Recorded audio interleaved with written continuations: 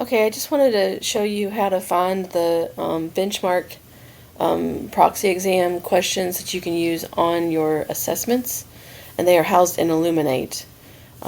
So I'm on ClassLink. I'm going to find my Illuminate folder. Apparently Illuminate's being changed to Renaissance Learning, so just be on the lookout for people talking about Renaissance Learning, because it's the same thing as Illuminate. A couple weeks ago I tried to do this and I couldn't find them, and now I can, so maybe something has changed recently. You're going to ignore all these tiles that are on the front. You're going to go over here to Assessments. You're going to choose Browse Item Bank.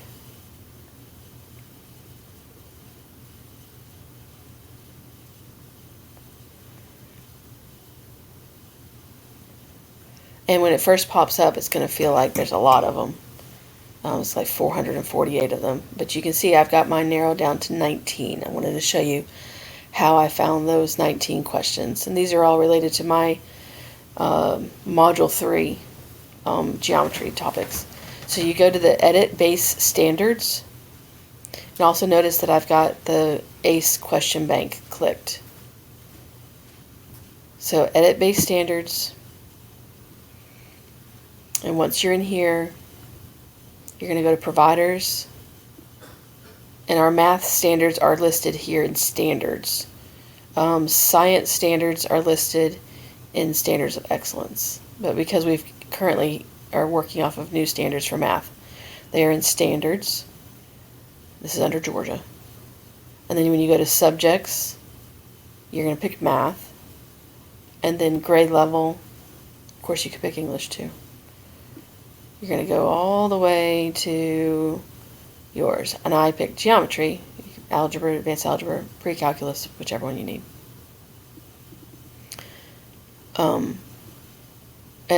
speaking of that, like in the provider section, there is like a national standard, so even there's AP questions that are housed up in here.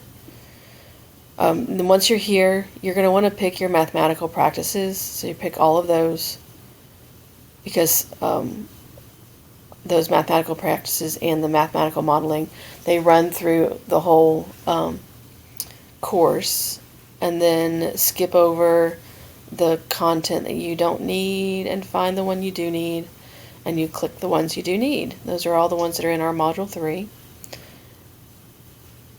And then once you've done that, you hit Done. And then when you're back at this screen, if it says something like 448 here, then that means that you haven't clicked these. So you need to make sure that you look at all of these and make sure that you have clicked the ones that you want.